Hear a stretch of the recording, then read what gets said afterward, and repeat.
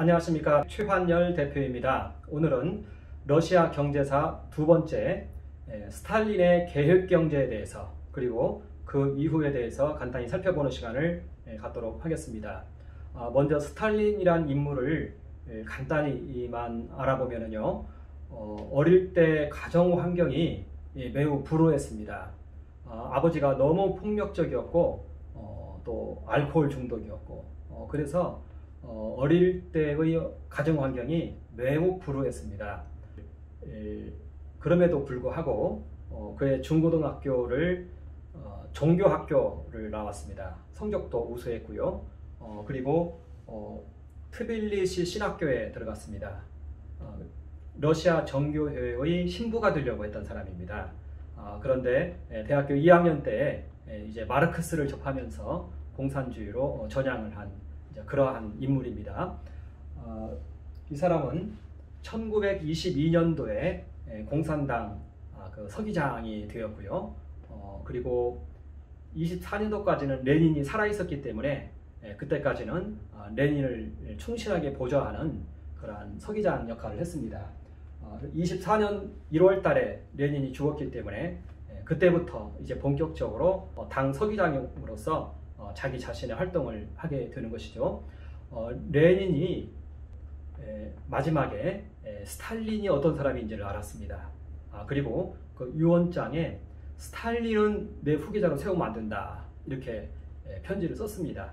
그런데 이 유언장은 스탈린에 의해서 폐기되었죠. 그리고 이렇게 해서 1924년도에 당 서기장이 되었습니다.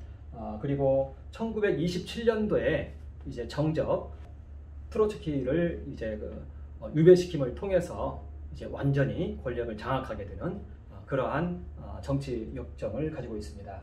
자, 스탈린의 경제를 살펴보기 위해서 우리는 레닌 후계자들 간의 산업국가 논쟁이 아주 치열했다는 것을 먼저 알아야 됩니다.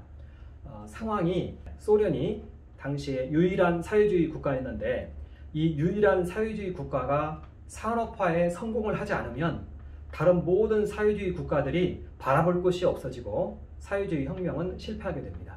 그렇기 때문에 레닌의 후계자들 사이에서 어떻게 이 나라를 산업화시킬 것인가의 문제에 대해서 논쟁이 치열했고 이 산업화 문제는 공산주의의 존속과도 같은 그러한 문제였던 것입니다. 그리고 한 가지 더 이야기하자면 이 산업화는 군사력과도 직결되어 있거든요. 그렇기 때문에 산업화를 통해서 또 이 군사적인 힘을 확보하는 것이 아주 절대절명의 그러한 상황 가운데 있었던 것입니다. 그래서 산업국가를 위한 논쟁이 있었는데요. 당시에 이 산업화를 위해서는 농민 문제가 가장 중요했습니다. 거의 인구의 80%를 차지하는 1억 명 정도의 그러한 농민들이 있었기 때문에 여기에 대해서 어떻게 할 것인가, 이 문제가 굉장히 중요한 문제로 떠오르고 있었던 것입니다. 이때 트로츠키는 농민들을 희생시켜야 된다, 이러한 결의를 가지고 있었습니다. 이에 반해서 부하린은 경제통입니다. 경제 전문가이고 레닌과 함께 신경제정책을 추진했던 사람이기 때문에 이 신경제정책의 위력을 압니다. 그래서 농민들은 일단 보호를 해야 된다. 그래서 당시에 꼴락이라고 했는데 소농 중에서도 조금 나은 사람을 꼴락이라고 했습니다. 분홍이라는 의미인데 당시에 지주들은 다 수청대가 없었고요. 그냥 소농 중에서 조금 나은 사람들입니다. 이 꼴락들에 대해서 분홍이 될 것을 오히려 장려하는 정책을 취해야 된다. 그렇게 해서 생산성을 높여야 된다. 그리고 그 기반 위에 사회주의의 틀을 세워야 된다. 이게 이제 부하린의 견해였던 것입니다. 그래서 이 두 견해에 따라서 당에 있는 많은 사람들이 한편은 트로츠키 쪽으로 또 한편은 부하린 쪽으로 이렇게 사람들이 이렇게 이제 몰리는 그런 가운데 있었던 것입니다. 이때 또 하나의 논쟁거리가 있었는데요. 트로츠키는 세계 사회주의론을 주장을 했습니다. 세계 사회주의론이란 이 사회주의 혁명은 소련 하나만으로는 안 된다. 유럽에 있는 모든 국가들에 있는 이 노동자들이 협력해서 국제적으로 나가야 된다 하면서 항상 세계 사회주의 이론을 주장을 했습니다. 이에 반해서 스탈린은 일국 사회주의론을 얘기했습니다. 아니다. 러시아 하나만이라도 산업화를 이루면 다른 모든 국가들에서 사회주의 혁명이 일어날 것이다. 이렇게 얘기했습니다. 그래서 일국 사회주의론을 폈습니다. 당시에 사람들이 들었을 때 아니 이제는 여전히 우리가 세계혁명을 진행한다는 것이 이제는 버거운 것입니다. 그래서 트로츠키의 이러한 세계 사회주의론은 이제 소련도 지쳐있는데 아주 버거운 얘기했던 것입니다. 그래서 오히려 일국 사회주의론이 더 이제 호응을 얻는 이런 가운데 있었던 것입니다. 그런데 이때 이 스탈린은 당 서기장일 뿐만 아니라 혁명에 관한 비전과 전략을 가지고 있었던 것입니다. 어떻게 하면은 우리가 산업화를 이룰 것인가에 대해서 나름대로의 비전을 가지고 있었던 것이에요. 그런데 다른 사람들은 일단 자기들의 견해만을 가지고 있을 뿐이에요. 뭐 농업을 어떻게 방향을 잡을 것인가, 뭐 이런 형태의 그 방향만 가지고 있는 것이죠. 이에 반해서 이 스탈린은 정확한 그러한 비전과 전략을 가지고 있었던 것이죠. 그래서 결국은 스탈린이 이렇게 장악을 하게 되고 관리 전체를 장악하고 있는 상황이었기 때문에 트로츠키가 여기에 대해서 어떻게 대항할 수 있는 그런 입장은 아니었던 것입니다. 트로츠키는 아주 레닌의 이 동지로서 큰 일익을 담당했지만 이제는 스탈린에 의해서 축출되게 되는 그런 가운데 있었던 것입니다. 1927년도에 트로츠키는 이제 반혁명론자로 해서 축출이 되어서 알마타로 이제 유배를 가게 되는 것이죠. 그리고 있다가 이제 멕시코로 망명을 하게 됩니다. 이제 우리 그 1차 5개년 계획을 살펴보도록 하겠습니다. 그런데 스탈린의 그 경제 정책 1차 5개년 계획을 살펴볼 때 이때 농업 집단화와 함께 살펴봐야 되는 것입니다. 왜냐하면 농업 집단화가 선결 과제이기 때문에 그렇습니다. 국민의 대부분이 이 농업에 종사하고 있었고 그리고 농업에서 식량 문제가 제대로 조달이 안 될 경우에는 이 경제 정책의 실행 자체가 불가능하기 때문에 먼저 식량 문제를 해결하고 그 다음에 1차 5개년 계획을 추진해야 되는 그런 가운데 있었던 것입니다. 자, 그런데 이때 이제 식량 위기가 1927년도 좀 해서 이제 발생을 했습니다. 이 식량 위기가 대체로 소련에서는 어떻게 발생하냐면 공업 제품의 인플레로 인해서 발생합니다. 그래서 신경제정책으로 인해서 이제 가격이 자율화되니까 이제 인플레가 발생을 하는 것입니다. 이때 농민들은 곡물을 갖다 팔아봤자 공산품을 살 수가 없어요. 그러니까 곡물을 방출하지 않습니다. 그러면서 이것이 식량 위기로 이제 발전을 한 것입니다. 그래서 스탈린은 우랄과 시베리아 지역을 시찰을 하면서 이것을 좀 발견합니다. 그래서 부농들이, 꼴락들이 곡물을 저장하고 시장에 내어놓지 않아서 이런 문제가 발생했다는 것을 이제는 알게 됩니다. 그리고 1927년도 15차 당대회 때 농민으로부터 안정적 곡물을 확보하는 것이 중요하다. 이런 형태의 이 발언을 아주 강하게 합니다. 그러면서 이미 스탈린 안에는 농업 집단화에 대한 결심이 서 있었던 것입니다. 즉 강탈하기로 이미 마음의 결정을 했던 것입니다. 스탈린이 생각을 할 때 농업 집단화를 하면은 농업 생산성이 올라가는 거예요. 그리고 곡물을 확보할 수 있겠다 이러한 믿음이 이제 생기는 거예요. 그리고 또 오히려 이것을 효율적으로만 잘 하게 되면은 공업화 자본도 여기에서 이렇게 끌어낼 수 있겠다. 그리고 여기에 있는 인력을 대거 산업화 인력으로 이렇게 이전을 시키면 되겠다. 이러한 아주 환상적인 계획을 이 사람은 미리 가지고 있었던 것입니다. 그리고 이제 1929년도 12월 21일 자기의 50 생일입니다. 이때 대전환의 해를 선언합니다. 그러니까 스탈린 혁명이 이제 시작이 된 것입니다. 그래서 1930년 1월 달에 바로 그 이후죠. 1월 달에 러시아 전역에서 광란적인 농업 집단화 작업이 일어납니다. 이것을 가지고 캠페인을 벌였는데요. 분홍과의 계급투쟁 캠페인이라고 이름을 붙였습니다. 그리고 이것은 제2의 10월 혁명, 볼셰비키 혁명을 10월 혁명이라고 하는데요. 제2의 10월 혁명이라고 이름을 붙였습니다. 그리고 이제 당원과 군대, 비밀경찰, 도시 노동자들이 이제 꼴락들을 습격하고 재산을 몰수하고 그리고 이들을 집단 농장에 편입시키기에 이르렀던 것입니다.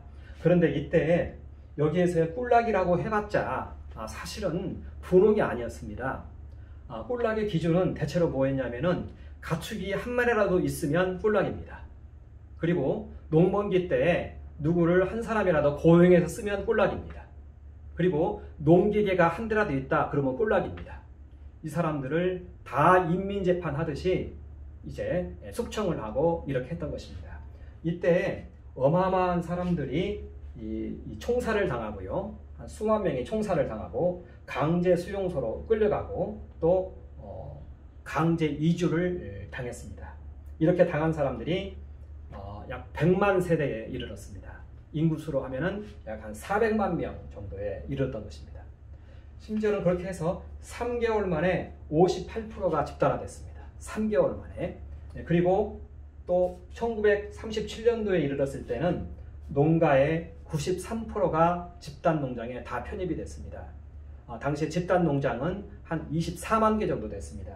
그리고 98%의 경작지가 다 집단 농장에 의해서 진행되어지는 그런 상태에 이르렀던 것입니다. 어떻게 보면은 스탈린은 이렇게 이제 폭력적인 이런 작업을 통해서 농업의 사회주의적 개조를 이루어낸 것입니다. 성공을 한 것이죠. 그래서 여기에서는 곡물 대부분을 국가에 다 이제 공급을 했습니다. 다 공급을 하고 나면 농민들이 생계 유지가 곤란할 정도였어요. 그래서 국가에서는 5% 정도의 텃밭을 주었습니다. 그리고 그 5% 정도의 이 텃밭에서 당시에 우유와 감자의 생산량의 70%를 이 5% 텃밭에서 이렇게 시장에 공급을 했다고 합니다. 그리고 계란의 90%를 공급했다고 합니다. 그리고 이 텃밭 5%가 농민 생존을 위해서 절대적인 그러한 장소였다 이렇게 얘기를 합니다. 그러니까 생산한 곡물 거의 전체를 다 징발을 해가는 그런 상황이었던 것이죠. 그래서 훗날 학자들은 농업 노동자다 이렇게 표현을 합니다. 그리고 중세 농노제로 돌아갔다 이렇게 이제 표현을 하는 것입니다. 이러한 상태가 계속 갑니다. 소련에서는요. 후르시초프에 이르렀을 때까지도 계속 이것은 이어집니다.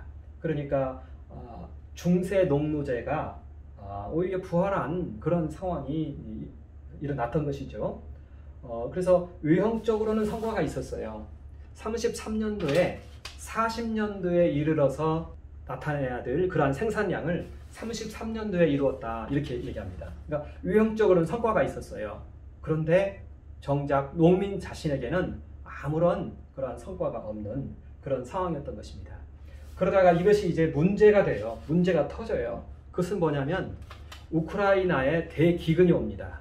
1932년도하고 33년도에 대기근이 왔는데 이 생산물을 다 위에서 징발을 해가버렸기 때문에 기근이 오니까 먹을 게 없어요.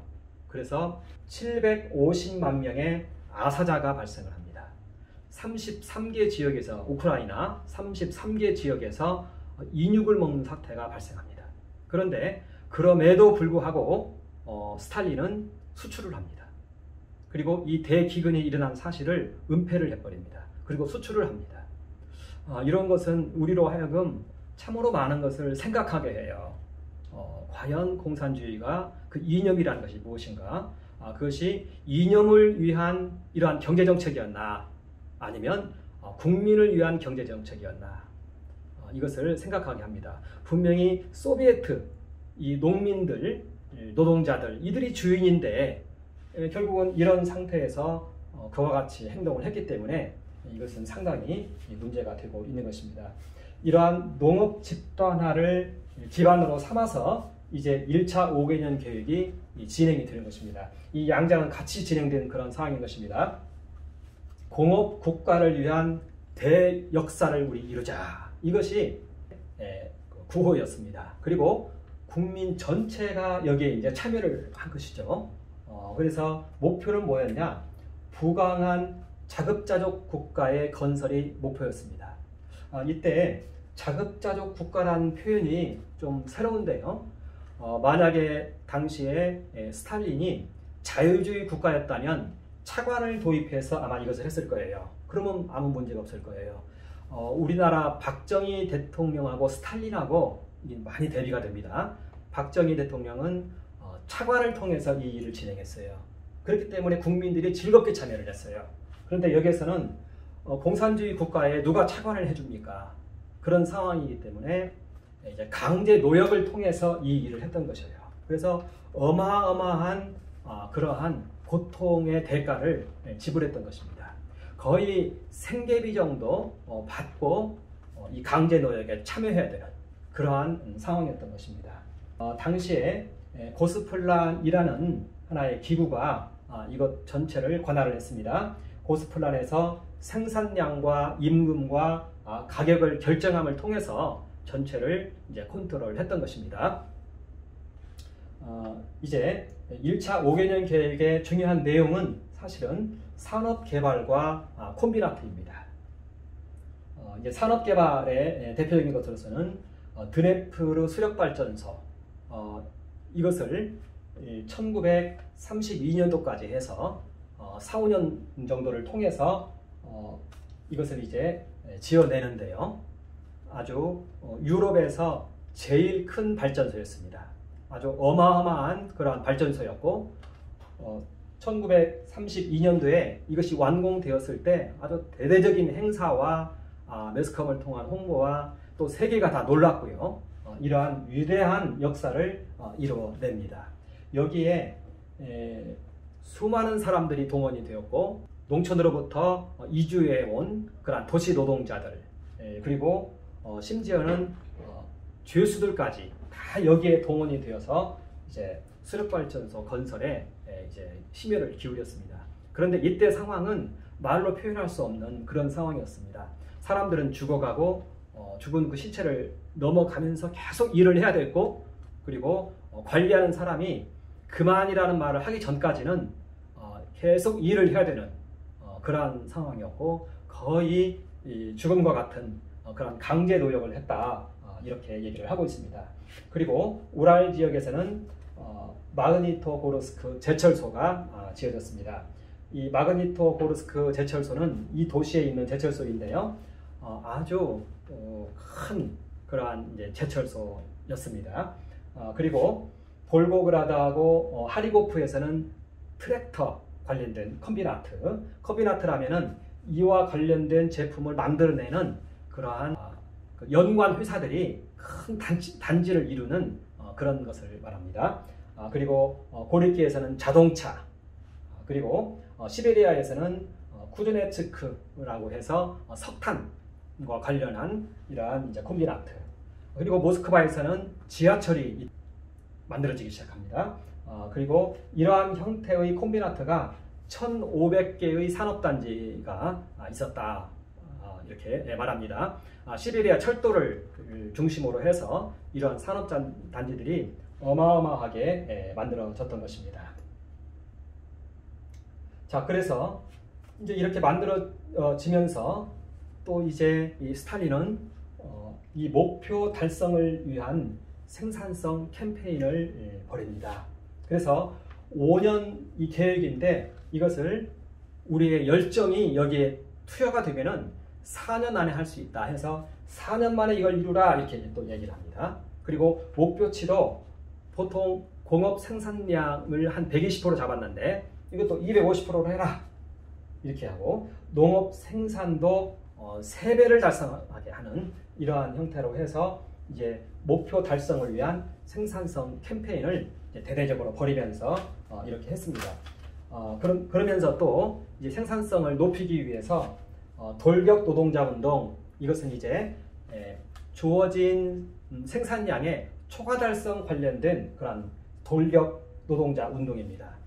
여기에 대해서 젊은이들은 이런 것들이 가능했지만 나이 든 사람들은 이런 거에 대해서 시큰둥했습니다. 그리고 스타노프 운동, 이런 갖가지 이 운동들이 막 나타나면서 어떤 경우에는 트랙터 영웅, 뭐 모든 곳에서 이렇게 초과 달성하는 것에 대해서 이제 선동을 하고 그런 사람들에게 영웅 호칭을 주고 하면서 이렇게 목표 달성, 그러한 생산성 운동을 막 전개를 했습니다. 그러다가 이제 1931년도에 스탈린이 이제 시찰을 하면서 보니까 그래도 이 생산성이 그렇게 오르질 않는 거예요. 그러면서 임금 평등주의를 비판하기 시작합니다. 임금 평등주의를 이제 비판합니다. 이랬을 때 이것을 바라보는 이 노동자들 입장에서는 일 잘하는 젊은이들이야 이걸 좋게 생각을 했지만, 다른 사람들은 이것은 자본주의적 요소인데 하면서 이제 여기에 대해서 이제 의아해합니다. 이것은 자본주의적 요소인데 왜 이것이 우리에게 접목이 되나? 소비에트가 중심이 되고 주인이 된다고 했는데 왜 이렇게 되나? 자율적으로 한다고 했는데 왜 이러한 것이 나오나? 이렇게 이제 질문들이 많이 이렇게 나옵니다. 여기에 대해서 당시에 이제 사람들은 이것은 공동선을 위한 것이고 사회주의 국가 건설을 위한 것이기 때문에 과거에 자본가들의 그 착취를 위한 것은 아니다. 이런 식으로 하면서 대응도 하고 이렇게 됩니다. 그래도 안 되니까 이제는 노동규율을 부과합니다. 그리고 노동규율 관련해서 인민재판을 합니다. 그러니까 이제 노동규율 부과가 또 아주 큰 이슈로 자리 잡습니다. 여기에 대해서 이제 노동자들이 이제 꾀를 냅니다. 직장을 옮겨 다니는 것입니다. 저쪽 회사로 가고 저쪽 회사로 가고 1년에 평균 3차례 정도 이전을 했다고 합니다. 그러니까 이제는 또 당국에서 노동 이전에 대해서 이제 금지를 지킵니다. 그래서 3일 만에 한 번씩 자기 있는 곳을 신고하게 하는, 이렇게 해서 노동 이전의 자유를 또 이제 금지를 지킵니다. 이런 것들을 보면서 우리가 알 수 있는 것은 전도된 노동자 국가다. 그러니까 소비에트의 취지가 이것이 아니었는데 노동자들이 주인이 된다고 그랬는데 본질을 봤을 때는 전도된 노동자 국가다. 노동자들의 국가가 아니다. 이런 얘기인 것이죠. 그러면서 이제 그 성과는 이제 나타나는 것이죠. 그래서 1940년도에 이르렀을 때는 세계 2위의 공업국으로 이렇게 이제 발전을 합니다. 그래서 이 기간 동안 연평균 20% 정도의 경제 성장이 있었다라고 소련은 발표를 하고요. 또 서방 세계에서는 한 12에서 14% 정도 발전이 있었다 이렇게 얘기를 합니다. 그래서 이 시기가 대체로 보면은 이 서방에서는 공황으로 인해서 아주 고통을 치르는 그러한 시기였던 것입니다. 세계 대공황이 일어난 상황이에요. 그런 상황 속에서 소련만 유일하게 이렇게 경제 개발을 한다고 하면서 돌아갔던 거예요. 그리고 아까 얘기한 이 드네프르 수력발전소가 나오고 또 마그니토 고르스크 제철소가 나오고 막 이러니까, 그리고 실업률이 사라지고 다 취직은 일단 되는 것이니까요. 그래서 세계에서 놀랐습니다. 놀라서 미국에서는 14만 명 정도가 취업하려고 이루어옵니다. 그리고 수백만 명의 사람들이 이걸 시찰하러 옵니다. 아주 세계가 벌떡 뒤집혔습니다. 어떻게 이러한 산업을 이렇게 일으키는가 하면서 다들 놀라가지고 이렇게 이제 찾아왔던 것입니다. 그래서 성공적으로 이러한 그 1차 5개년 계획을 하고 또 이제 2차, 3차 5개년 계획이 계속 되어지는 것이죠. 그런데 이제 후대의 평가는 이렇습니다. 이것은 테러에 의한 성장이다 이렇게 얘기를 합니다. 실제로 그랬고요. 그리고 또 하나는 여기에 성장의 내용물이 상당히 이것은 분석을 해봐야 될 필요성이 있다 이렇게 얘기를 합니다. 자, 그래서 우리는 이제 이 성장의 내용물을 한번 바라봐야 되는 것입니다. 왜냐하면 이 성장의 내용물의 본질이 그 이후에 드러나는데요. 결국은 소련의 붕괴로 드러나기 때문에 그렇습니다. 이 성장의 내용물이 도대체 무엇이냐? 이 스탈린의 1차 5개년 계획, 2차, 3차 5개년 계획에 의해서 소련이라는 나라 자체가 지탱이 되었고 유지가 되었고 발전이 되었는데 이 성장의 내용물이 무엇이냐? 여기에 대한 검토를 해야 된다는 것입니다. 왜냐하면 그 후에 이상한 현상이 나타나기 때문에 그렇습니다. 자, 이걸 보았을 때 정부 주도의 산업정책이었습니다. 그리고 정부가 소유자가 되는 산업정책이었습니다. 기업이 소유자가 되는 산업정책이 아니었어요. 그래서 보통 우리가 경제를 진단할 때 이 네 가지를 가지고 그 나라의 경제 성장의 구조를 파악합니다. 하나는 소비가 어떻게 일어나고 있느냐. 소비. 왜냐하면 소비를 통해서 만들어지는 것이잖아요. 이 양이 많을수록 국민의 행복도와 관련이 되어 있습니다. 그래서 소비가 어떻게 되어 있느냐. 또 여기 I는 기업들이 하는 투자를 말하는 것입니다. 그러니까 기업이 하는 투자가 있고 정부가 하는 투자가 있어요. 정부가 하는 투자는 G로 표현이 됩니다. 그러니까 기업이 하는 투자와 정부가 하는 투자는 질이 좀 다릅니다. 기업이 하는 투자는 앞에 있는 시장을 내다보고 하는 투자이고요. 그리고 정부가 하는 투자는 보통 기간산업, 자원산업 이런 것을 보통 정부가 합니다. 말하자면 기술이나 특별히 이렇게 어떠한 경영자에 의해서 좌우되지 않는 그런 형태의 것은 정부가 투자를 합니다. 그리고 또 하나는 수출. 이것에 의해서 그 나라의 이 경제 이 구조를 파악을 하는 것입니다. 그런데 여기 보면은요, 여기에 있는 이러한 그 경제 성장에는 상당한 한계가 존재한다는 것입니다. 먼저 이 소비가 없다는 것입니다. 개인들에게는 이 모든 그 과실이 주어지지 않아요. 그렇기 때문에 경제 성장의 하나의 근간이 되는 이 소비가 여기서는 아주 바닥이에요. 바닥. 말하자면 아무리 이렇게 경제 성장이 이루어져도 개인의 소득과는 무관하다는 것이죠. 이러한 구조를 가지고 있었습니다. 그리고 두 번째는 기업에 의한 투자가 아니었어요. 이럴 경우에는 투자 이후에 경쟁력이 뚝 떨어지는 것입니다. 대표적인 예를 이 스탈린의 이러한 경제 개발과 또 박정희의 경제 개발을 비교해야 됩니다. 둘이 아주 유사해요. 그런데 박정희는 이러한 기간산업과 관련된 것은 정부 이름으로 했고요. 앞으로 계속 경쟁을 하고 세계시장에 나가서 경쟁을 하고 하는 그런 경우에는 그 관련된 최고의 전문 그런 기업들을 데려다가 그들에게 돈을 꾸어줘서 개발을 하게 했습니다. 그러니까 투자 이후에도 경쟁력이 있었어요. 그런데 여기에서는 정부가 이걸 했기 때문에 투자 이후에 경쟁력이 없었어요. 그래서 이때 세워진 모든 산업단지와 모든 공장들이 다 노후화되고 재생을 하지 못하고 아무런 경쟁력도 갖지 못했습니다.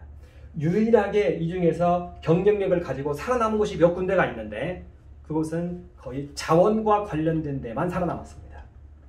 자원과 관련된 거 그것만 살아남고 나머지는 전부 경쟁력에서 도태를 해가지고 이 산업단지들 1500개를 만들었지만 이 산업단지가 노후화되고 도태되어서 나중에는 그런 흉물스러운 그런 산업단지로 변하게 되는 그것이 이제 그 후에 나타난 거예요. 그래서 이것이 결국은 소련의 국가부도라는 그런 현실까지 나타난 것이죠. 이것을 돌이키기 위해서 세우기 위해서 노력을 부단히 했어요.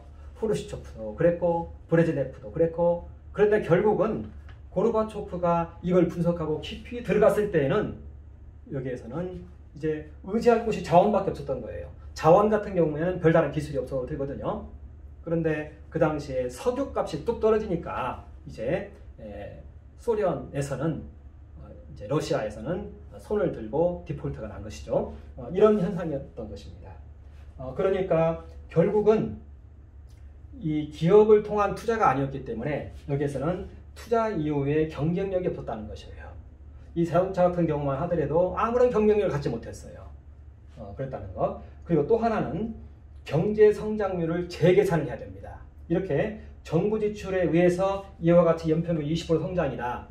이거 만들면서 들어간 그러한 경제 성장을 이루는 요소인데요. 이런 것들은 재계산을 해야 되는 것입니다. 이것은 순수한 의미에서 경제 성장에 포함되면 안 되는 그러한 숫자였던 것입니다. 그리고 수출은 투자 이후에 경쟁력이 없었기 때문에 수출을 할 수 있는 것도 아무것도 없었고요. 이것이 어떻게 보면 스탈린 경제의 하나의 실상이었던 것입니다. 이것을 우리는 좀 알고 있어야 되겠고요. 그리고 나서 그러니까 공산주의 경제의 계획 경제의 실상인 것입니다.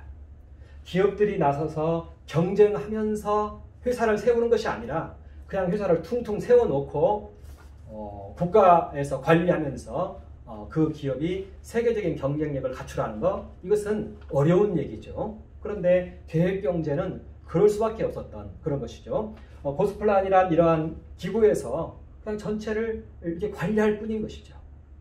어떠한 기업 자체가 하나의 자율성을 가지고 이렇게 발전해 나가는 것이 아니라 전부 국가의 귀속이 되어 있기 때문에 여기에서는 아무런 창의성이 발생될 수 없었죠.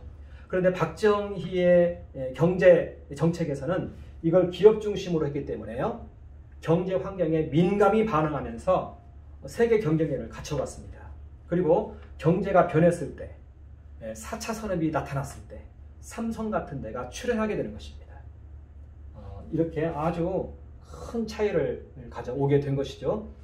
러시아 경제가 2019년도 데이터로 봤을 때 GDP가 세계 11위고요. 우리나라가 12위입니다. 총생산 관련해서. 러시아는 엄청난 자원이 있기 때문에 그래요. 그런데 1인당 GDP는 러시아가 63위입니다. 그리고 연간 11,000달러 정도. 우리나라는 28위이고 31,000달러 정도. 이게 최근의 상황이에요. 그것도 푸틴에 이르러서 자본주의로 전향한 후에 많이 발달해서 그렇게 된 것입니다. 그러니까 스탈린의 이 경제의 이 본질은 그 이후에 계속 기업이 살아날 수 있는 그러한 자생력이 있는 경제가 아니었다는 것이죠. 국가 주도의 산업이 대체를 이어갔습니다.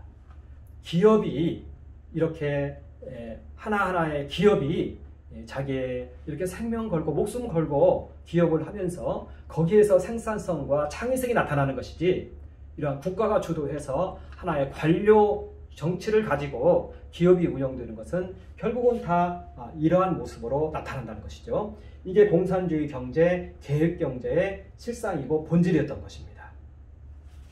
자, 그리고 하나를 좀 더 살펴봐야 되는데요.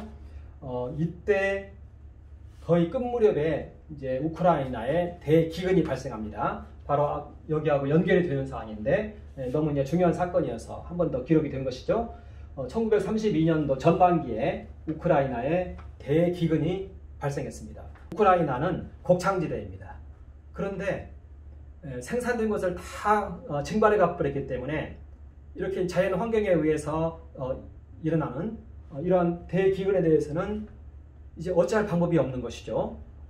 이것을 공급을 해줘야 되는데 여기에 대해서 스탈린은 이제 돌아보지 않습니다. 그래서 대규모 이러한 아사자가 속출하는 그러한 현상이 발생합니다. 그런 상황 속에서도 스탈린은 곡물 수출을 강행합니다. 이 대규모 기근은 숨겨버립니다. 그래서 750만 명이 죽었고요. 1988년도에 여기에 대한 조사를 실시했는데 750만 명이 굶어서 죽은 것입니다.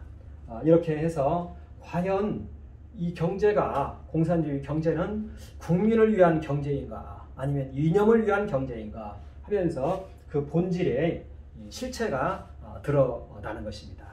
공산주의의 이러한 목표는 그 이념입니다. 공산주의 국가 건설입니다. 국민을 위한 그러한 경제 정책이 아니었던 것입니다. 이러한 것들이 사실은 스탈린의 1차 5개년 계획에서 그 본질이 여실히 드러났던 것입니다. 많은 서방 국가에서는 이런 산업화를 보고 유형만 바라보고 놀라서 시차를 오는 그러한 정도였지만, 그러나 그 실상과 그 본질은 테러에 의한 성장이었고요, 전도된 노동자 국가였고요, 그리고 장래에 희망이 보이지 않는 그러한 국가 산업화였던 것입니다. 이것이 어떻게 보면 스탈린 계획 경제의 그 본질이었던 것입니다.